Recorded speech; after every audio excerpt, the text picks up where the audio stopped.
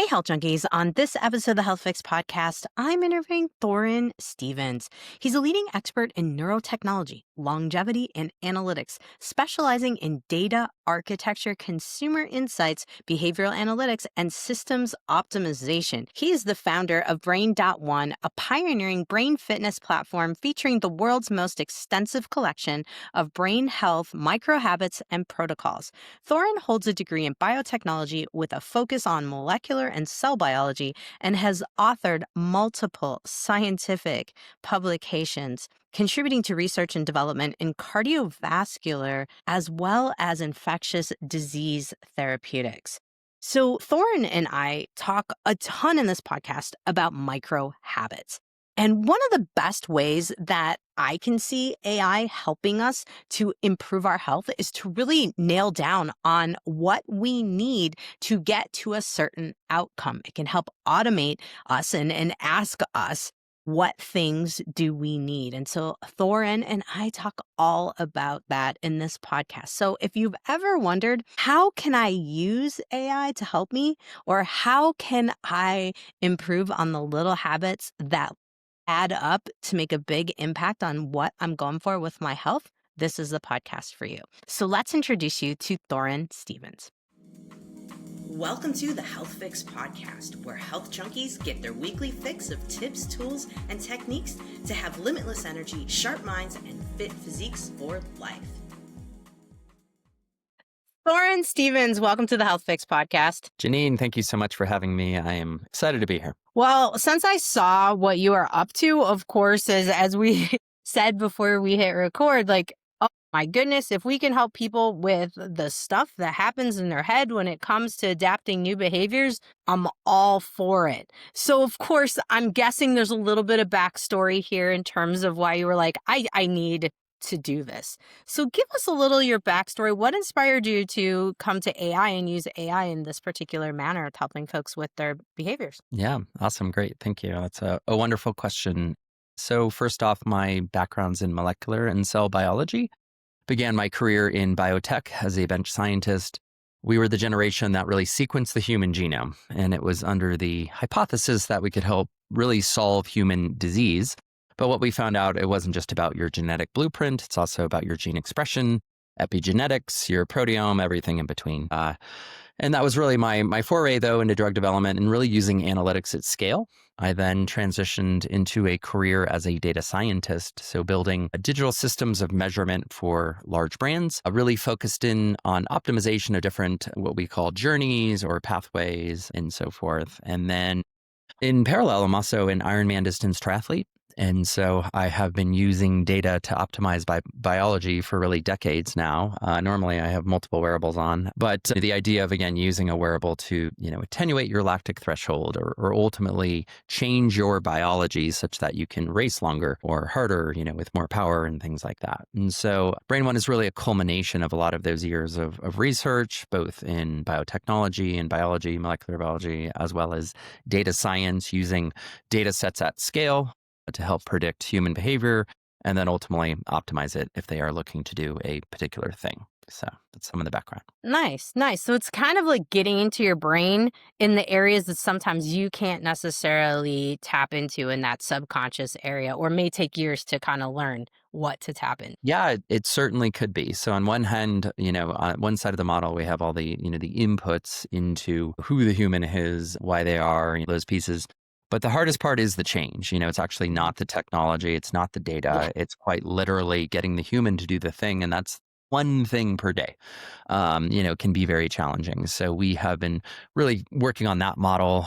What does that look like to help, again, using cognitive behavioral therapy as an example, CBT type of frameworks of cues and rewards and so forth, to not just get a human to do the thing, but to understand why and actually want to do it and see the value in those pieces. Sure. It's kind of like gamifying it at another level of It can be, yeah, but ideally not like kind of the sleazy gamification, you see when you're going to, whatever it might be to use like a loyalty program. But yeah, definitely some similar principles.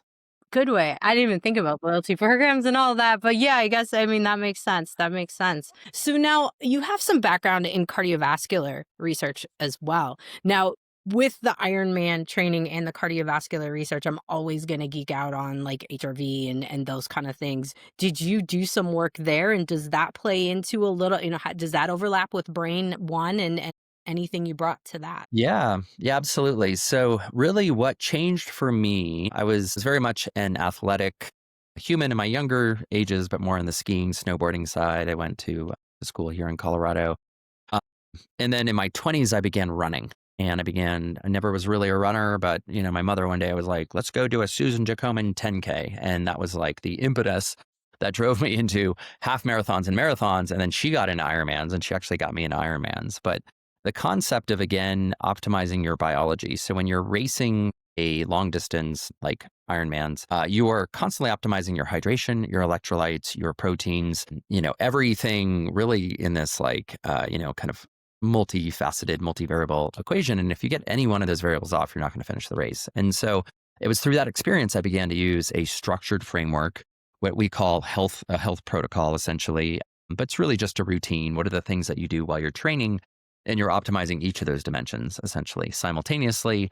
And ideally, having a baseline and getting stronger and faster and really seeing that progress over time. So that was the initial impetus for BrainOne. Really came out of that type of training where, again, you're following a training plan of microhabits as well as nutrition, supplementation, and then, putting it into practice. And then layering in data on top of that was game changing because then you could see relative, and back then it was the big chunky Garmin's, they were like these massive things on your wrist. And the metrics were also, very, pretty limited back then. And now you can get HRV out of nearly any wearable on the market.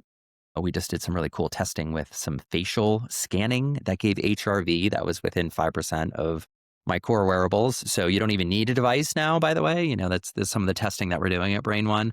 So if you don't have a wearable, then you can get HRV essentially directly out of your phone. So really, really cool stuff in the pipeline there as well. Wow. That leads me to thinking of a couple different things. Just because I've done all the wearables, the Garmin, I laugh because I'm like, I remember being on marathons thinking, like, my arm feels so heavy, to those Oh, last yeah, mile 19 plus, and you're like, oh, sure. everything, but also thinking about just, we're in a world of EMFs, right? And the more wearables we have in our body, the more I think that we probably need some breaks. So being able Sure. to get Yeah. data without having it Yep. on. Oh, 100%. And yeah, I couldn't agree more. I try to limit, as much EMF as I can. That said, I ran into some friends the other day and they're like, Thoryn, are you okay? And I was like, yeah, I'm great. What's going on? And they're like, you're wearing two watches. And I literally had my Apple Watch and a Garmin because we were doing a time series and comparing the variance between HRV. So when I sleep, generally sleep with an Aura, and with the Aura ring, it's the least invasive relative to EMF. And then you can actually turn Bluetooth off. So very, very limited there. I do think sleep trackers are very helpful for most humans. Of course, there's the Whoop, which is just a band. That's another good one. But generally, I sleep with Aura and then I train with Garmin. It's kind of my working method, gotcha. and utilizing both, so you don't have to sleep with a big bulky watch or whatever that might sound. Yeah, yeah, I found I was, like, ripping my Whoop off in the middle of the night, like, subconsciously being like, "Oh, block me." So strange, but then the Aura, yeah, I would keep the Aura on, so, Yeah. it's interesting. I know that a lot of people are into, like, optimizing and really getting the data. It can be a journey to figure out, like, what Yep. works best. 100%. Yeah. Actually, we're working on a white paper right now I can share with you and Yeah. your listeners. And we're actually looking at HRV across the different wearables, and then actually looking at new modalities, like I mentioned, face and then voice. So voice is a biometric signal that is an indication of both of HRV, as an example. And some of the preliminary research looks really interesting there. So again, if you don't have a wearable at all, you could just do a quick voice note, and then that would transcribe your voice into, essentially a understanding of stress, as an example, or HRV as a correlation. So fascinating to think about, the hurts that are coming out of us and how we can read that. But I've seen different tools in the alternative medicine space where you speak, and then now we can also tell, like, all the different things imbalanced in the body in terms of the channels and what. Right now. Yeah, we actually have it in BrainOne. We're testing a system as we speak. And they get Oh, very specific, and I don't know. Anyway, we're still evaluating, and we have seen high and medium correlations between voice and HRV. So that looks good. When it gets down to like mineral, deficiencies or bacteria, I get a little bit woo-woo. But the data at some point, I think we'll get there. Yeah. So it's interesting. And also to have those non-invasive, essentially outcome measures, ultimately will go more mainstream. And so more people can get data that can hopefully help their health. So that's all. Absolutely. Absolutely. And, I think people are really starting to wake up to, AI in terms of data and in terms of interpretation, helping them out. Yeah. Kind of the different ways to move the needle forward. So let's talk a little bit about BrainOne. Let's talk a little bit about all of the capabilities, and you have the ability to share some stuff with us. Yep. For those of you who are watching on YouTube, you guys can see that. Those of you who are listening, you got to come back and check it out.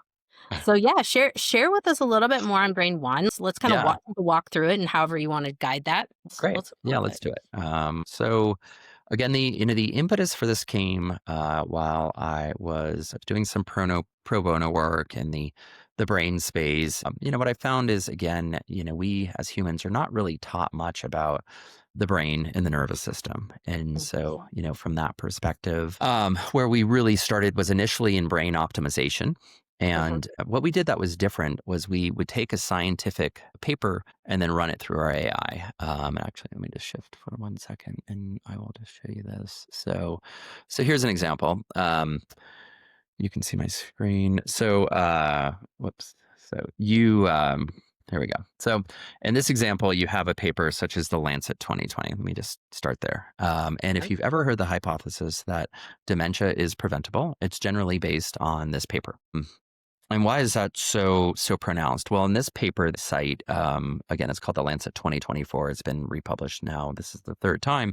And they are essentially identifying modifiable risk factors. So these are things that you can likely change, modify, again, relative to a microhabit that could ultimately help prevent. And in this paper specifically, it's 30 to 40% of global dementia cases. There's about 55 million global that people could ultimately, help prevent dementia. And that's based on modifiable risk factors, just behaviors, things you can do every day. And so what this paper does is it outlines what the different risk factors are. And then what we do is we put that into BrainOne as an editorial. And so here's an example here where we outline, again, these, in this case, 12 risk factors.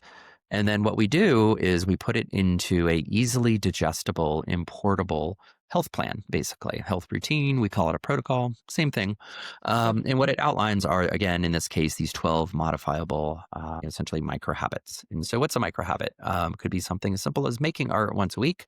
And then over here, you have an outline of what that type of microhabit could be, the benefits, how to incorporate it, and so forth. And you literally just do 2 clicks, and then the protocol is available in the BrainOne dashboard. And that's it. And that's the idea.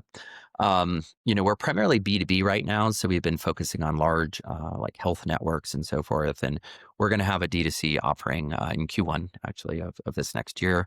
But that's the concept is you can come and you can download a protocol and, you could share it with your parents, and your parents could, ultimately follow a structured framework to help prevent, a predominant number of dementia cases. And that's the concept. And so this is what an example of the dashboard looks like. So you come in the morning and you've got these different, what we call microhabits that comprise the protocol. And maybe if you don't know what one is, cut out caffeine. Maybe you want some more information. You can click on it, and then you could, have again this overview of what it is and why, and all these pieces. And then you can add it to your protocol. You can change it. Once you do all the things, for the day.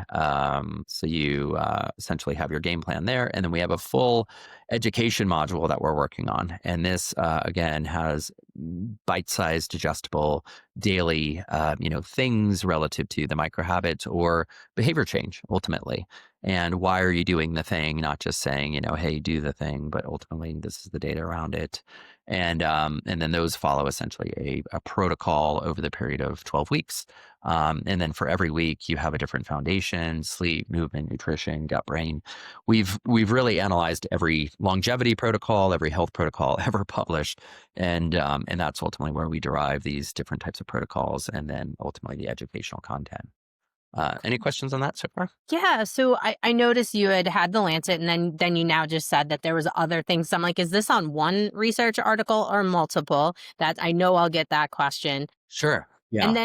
And then what about, besides research, do you have any, medical advisors, people that are bringing in data, even from across like healthcare systems or whatever's been tracked anywhere else and Yeah, shared? absolutely. Yeah, we've got some really exciting partnerships that we're going to be announcing over these next few weeks with some large medical groups and universities. In this instance, this one protocol was based on that one paper, just to answer Okay. your question directly. Okay. Now, we have ingested thousands and thousands of papers, and we're looking at actually ingesting millions, quite literally. So the scale that we've built behind this, and that's one of the ways we're using AI, and we're trying to use it, intelligently as well as judiciously. We have a human in the loop that really approves everything. We had an Oxford PhD who was like going through all the content. Um, but the health protocol could be based on a research paper in that example. It also could be based on a specific, researcher's research, an influencer. Really, it's up to the individual, the practitioner. At the end of the day, we do, however, again, since we've indexed, thousands and thousands of research papers, we have pulled them in, and then we do have a series of. I'll just show you what the library looks like. So in our library, we have hundreds and hundreds of these protocols, TBI support, brain optimization, that people can come and utilize essentially. Another big area of focus is women's health. So in this example, PCOS, endometriosis, perimenopause, menopause, I mean, this stuff's coming up on a daily basis. So in that instance, we may take multiple studies essentially and then amalgamate into one protocol. Here's an example of one for PCOS. So started in brain, and now we're really seeing the applications across all aspects of human health, and women's health is also top of that list. Sure, sure. Yeah, I mean, it seems, now that we're in the space of different protocols being run for our patients, and I mean, I've had people go to ChatGPT and kind of take what I've given them and create protocols for themselves, which is cool, Yeah. and then ask me like, does this sound legit? I think the biggest question a lot of people are going to have is like, okay, with these kind of programs, if your doctor is going to use them, can the doctor input their own tidbits? Is there going to be variability to use anything customized within this? Yeah. So yes, I mean, absolutely. That's what we're seeing in the market is that humans are fed up with their normal doctor, their primary Mm, care, and they are absolutely uploading all of their medical information into ChatGPT, which yeah, is terrifying, actually. yeah, yeah, Because again, there's zero governance around privacy. So that data ultimately, I mean, HIPAA doesn't even apply in that context when it's you uploading your medical data, your health data into an LLM. Goes out the window. So there's zero protection relative to governance and just privacy. And then, you don't also necessarily know if the data is really evidence based. I mean, you think it is, but you don't necessarily know. So that's what we've done. That's a little bit different. Is yeah. again, and it's not a perfect system, starting with the scientific papers, at least there's a basis, where it's coming from, and then putting it into a digestible, easy checkable piece. That's the thing you'll never get out of ChatGPT. So that's where we um, but we're absolutely seeing that use case. I mean, right now, Yeah. today's people are coming to BrainOne, and we have that ability now. You can upload PDFs, and again, we're working on the privacy piece and putting that really to the forefront because it's fairly terrifying. But it also is an indication of humans not getting their needs met relative to nutrition, microhabits, looking at more personalized plans. At the end of the day, the fact that we still have a food pyramid, where all Americans get the same, concentration of carbohydrates, and it doesn't even break it down differently between men and women. I mean, it's just absurd ultimately. So this is the first step in a truly personalized healthcare protocol. You can download a protocol, you can use it today, and then you can also have the AI update it on a weekly basis based on things like your adherence and your biometrics. You can also share it with your doctor, and then your doctor can make recommendations ultimately, relative to, for any of these, high protein, like maybe, they could come in the protocol and then actually add how much protein you would be getting, based on your weight and gender and all those things. So a high degree of customization is built into the system. Okay. but to, whatever degree the human is looking for. Some of them want to share it with their doctors. Some of them, as you are aware, don't. They just are looking for a quick, easy answer. So, um, Sure. but it's definitely interesting times. And again, the whole LLM thing with the health data is fairly terrifying for that reason. It is. I mean, it's definitely I don't feel threatened whatsoever that my job is in jeopardy just because of the way I work, but at the same Yeah. time, when people will bring over the stuff, I'm like, "What did okay. Yes, this is a great idea, but let's talk about a couple of things that are on here that, based on your specific health condition that you didn't type into ChatGPT and it doesn't know." So That's it. Yeah. I mean, 100%. Contraindications. I mean, yeah, it's unless the LLM has that data, it's not going to know. right. But, again, the trade off is like most doctors are not really taught, things like nutrition. And that's also a bit of a travesty. Mhm. It certainly is. It certainly is. I feel blessed that I had over a year of nutrition in my practice to be able, That's amazing. to Sure. to do this. But, nevertheless, I'm curious. You get the Brain Body Reset program because BrainOne Yeah. obviously foundations in brain, and as we get older, it is something that a lot of folks will come to me and be like, especially in the perimenopause menopause space, like, doc, I'm having word salad, I'm forgetting certain words, I walk in the rooms all the time, I can't remember why I was going there, and of course everyone's like, I think I'm getting dementia. Yeah. So let's talk about how we can help the brain because a lot of people are thinking, I'll get asked, do I need like lumosity or do I need some kind of brain game or do I need to be doing something that helps keep me with micro habits, things of that nature for my brain? So I'm going to Yeah. let you take over here and give us a little Yeah. bit of insight into the brain body programs that you have. Yeah. 100%. I mean, we are, our generation, I mean, we're thinking about our parents' brain health. We're thinking maybe about our grandparents if they're still alive, as well as ourselves, our partners, potentially children. And, we generally don't think about the brain as a organ that can be strengthened, or like a muscle, any other muscle in your body. And now there's more and more evidence, really since the beginning of neuroplasticity in the late, 80s, essentially, when that became more and more widely accepted. The idea that your brain can be strengthened ultimately. And so those are, so how does it get strengthened? Well, through things like micro habits, like you see here. We have a series of different micro habits that we may look at for whatever it is you're looking to help optimize. And it is, in one hand, I think it's it's a great opportunity. And my background in molecular biology, again, the idea that DNA makes RNA makes proteins. In between, your DNA and your protein and your gene expression is ultimately epigenetics. And there's different studies on this, but let's say roughly 30 to 60% of your gene expression is dependent on your environment. And those are the things that you do. And so we call them microhabits. A microhabit, could be cold plunging. And then within cold plunging, you could have things like, the temperature of the water, their duration, the frequency per week. And so, we look at each of those essentially as independently. So this is like an example of how we think about it. And you could do straking and things like, just for whatever the given microhabit might be. And so from that perspective, we actually do have some control relative to our brain, our biology, our gene expression, and ultimately our lives. So while you have this genetic blueprint, you can continue to optimize that. And so our perspective is again looking at it multimodal. So it's not just doing lumosity. Lumosity of all of them probably is the lowest on the list. A lot of their science never really checked out. But there are great brain training games that you and we and our parents should be doing ultimately. And starting now, you don't want to start. That's one of the problems of modern Western medicine is that it's oftentimes when you have the onset of the tau proteins and amyloid and you really start to see the negative consequences of dementia, it could be too late. And so these are activities. That's why this Lancet paper is a really good, easy, digestible example. These are things we can be doing now in our 30s or 40s or 50s to lay the foundation for our 60s, 70s, and so forth.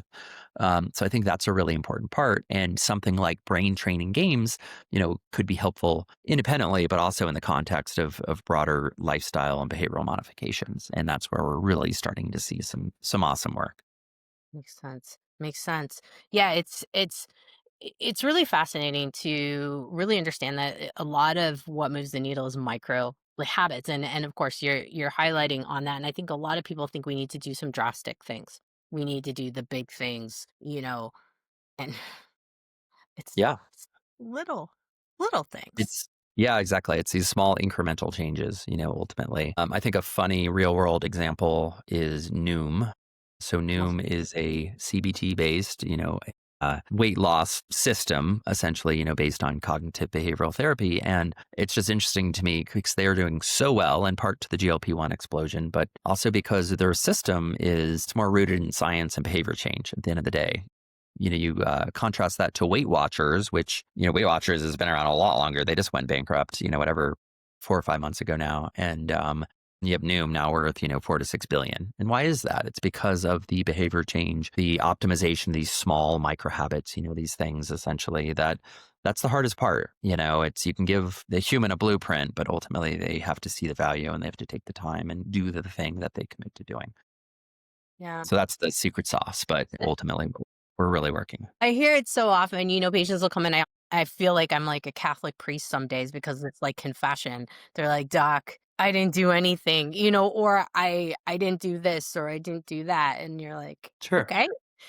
And part of it for me, and I think for a lot of docs like myself, we're trying to figure out what's gonna resonate with Yeah, someone. And so with BrainOne, what I see in there is that you have the customization where it's like, if this didn't particular micro habit series didn't work, we can change things up. Will you walk us through a little bit of like thought process there in sure. terms of tweaking the Yeah. set protocols for folks? Yeah, absolutely. So we have it both from a human intervention. So to your point, yourself, you can go in, and what you could look at immediately is adherence. So that's the primary metric that we optimize against. Did the human do the thing that they said they're going to do? And did they track it? That's the other piece too. So both are challenging. Getting them to do the thing and then getting them to track it. Now we're working more towards algorithmic tracking. So if you have a wearable and then we know if you went on a run, da da da, because the tracking piece is really challenging for some humans. Adherence is one of the pieces that we look at.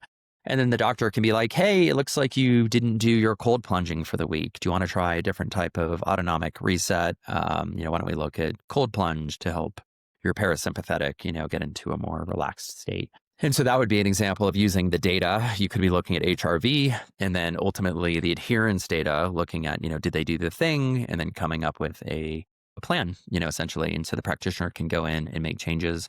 Where we're working is also the AI. You can come in on a Monday and just click a button and be like, yeah, let's check out the new health protocol. And it would actually change based on your adherence, based on your biometrics, and Mm. actually recommend things like, okay, Janine, you haven't been doing your cold plunging. How about breath work? Yeah. So that would be a very real world example of where we're going. Still early testing, but it's interesting. I can see how that would be really incredible because I spend as a doc a couple hours a day on email I believe it. troubleshooting Sure. and trying to help people tweak their different protocols that they're on. And so I'm seeing that like, oh, that would be very helpful in my space, but also because it's taking real time data from someone else. So, I can see that. The other big thing that I'm curious about, because I have some patients who are like me, data nerds, and they track a lot. They're tracking like through Chronometer what they're eating, they're tracking, the Cool. aura, they're tracking this, that, and the other. Yeah.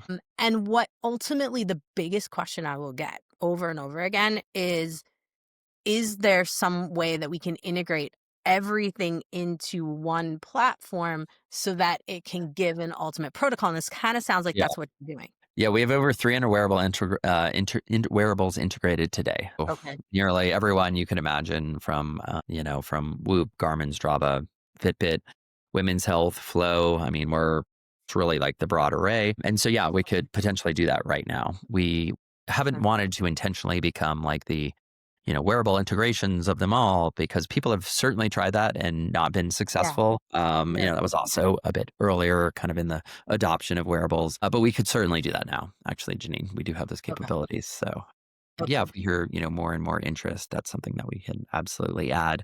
We do have all the inputs. So Wow. and I'm the perfect example. Again, I use, sleep for one, I use activity for another. And then also I didn't really show the full breadth, but again, the concept of using something like your voice to actually get the signal. So if you don't have a wearable at all, It's another option. Yeah. I really like that. I really like that. It reduces the cost and subscription amount for Gotcha. certain folks. Yeah. And of course, my next question is going to be like what other folks are going to ask, like, okay, Thorn, where are we at with cost here? How does this integrate? Do you integrate into electronic health record systems as well?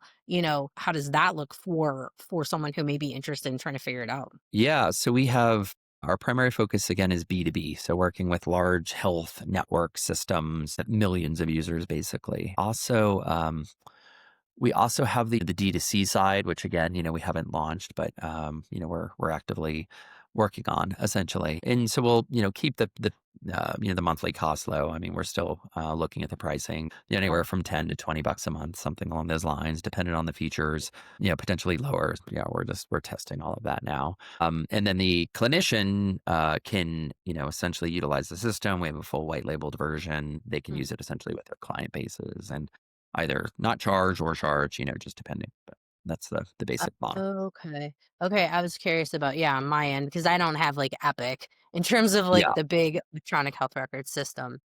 Well, I don't blame you. And, that's one of the challenges is again, EHRs, I've built them in the past. They're notoriously unstandardized. There's certain APIs like Fire where they're anyway, it's a bit of a mess, which is it's that lack of interoperability that's really slowed down, I think, some innovation in general, actually. Side note. But we can integrate into EHRs and we definitely have the capability, but we intentionally didn't build a medical piece. We're not getting medical advice. Ultimately it's coming through the practitioner.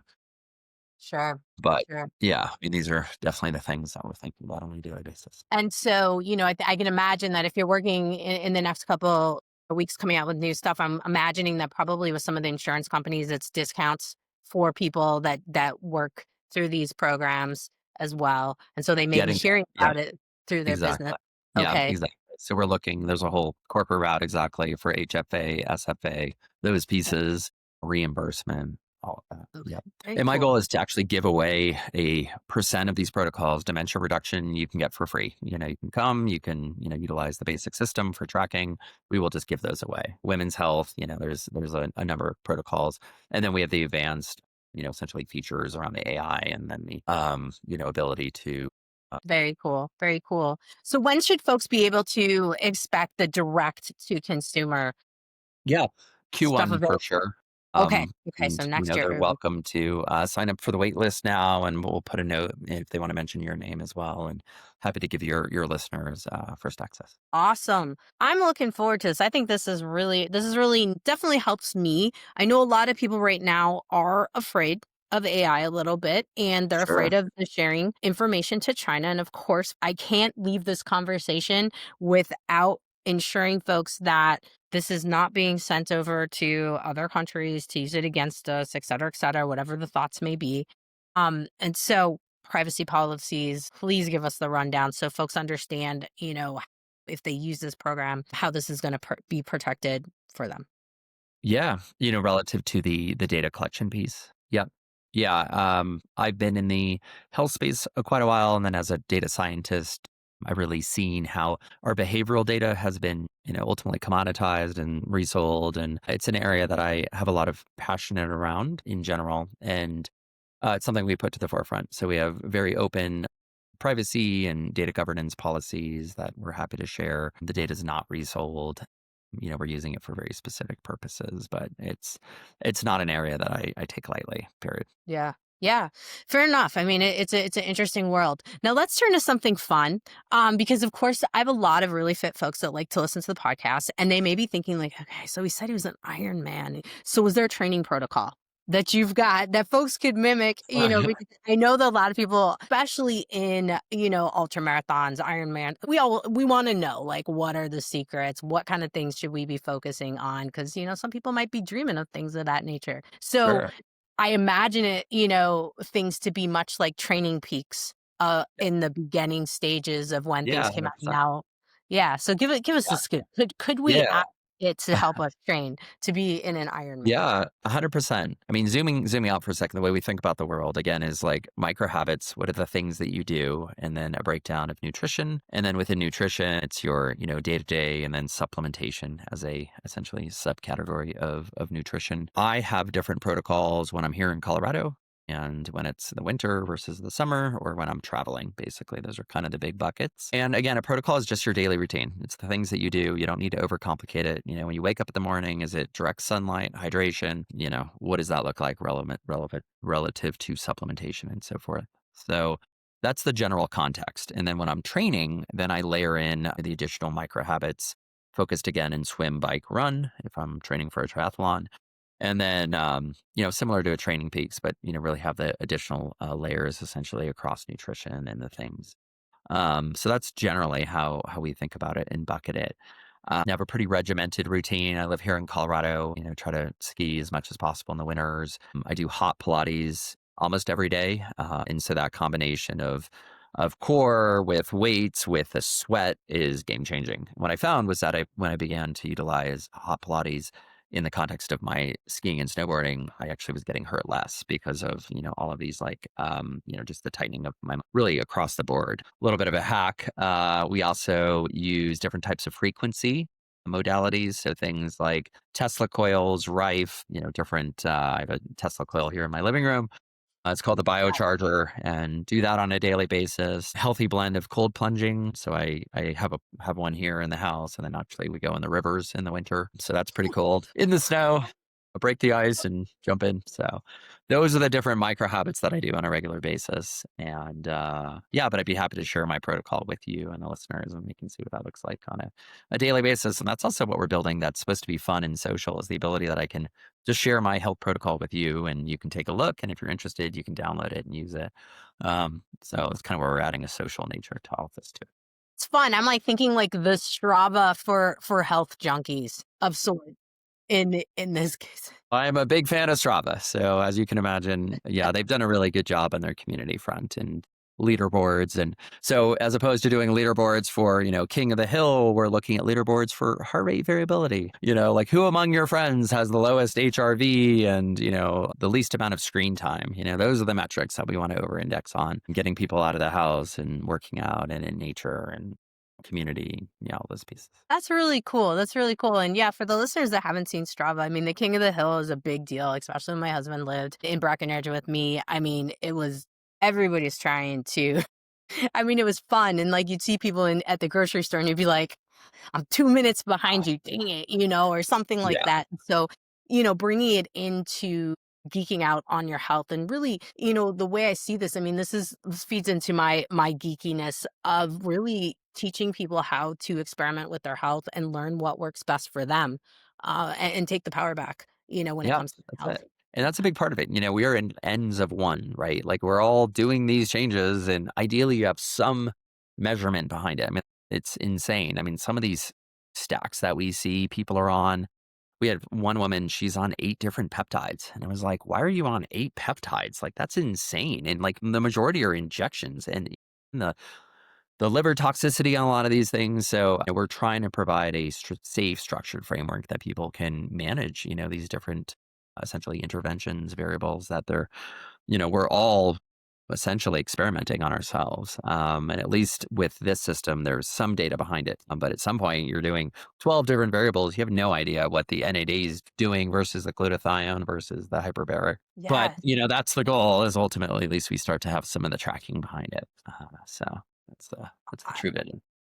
I love it. I love it. I mean, this makes my life a lot easier. It makes my own personal health journey a lot easier because I don't have them all here at where I'm at, but I have notebooks. Like I am old school. I still write my workouts in notebooks and there's a lot of them. 100%. Actually, as a scientist myself, I think I have like 70 of Yes. these I counted in my library. I use notebooks for everything. And actually something we are working on relative to BrainOne is you can just print the protocol and get a cute, notebook and essentially just take your notes and have it in a printed form and then upload it essentially at the end of the weeks. There's absolutely a use case for that. And as people rightly should not always be on their digital devices, this could help essentially provide a solution for that too. Oh my gosh. I love it. You have the same exact type of notebooks I have. Those little, I just, Something about those ones with the hardcover, Oh, yeah. on 'em. Oh, my goodness. So, yes, now everybody knows a little bit more about my geekiness and how I absolutely love to track data. And really, like you said, N-O-1, we're trying to figure Yeah. this out.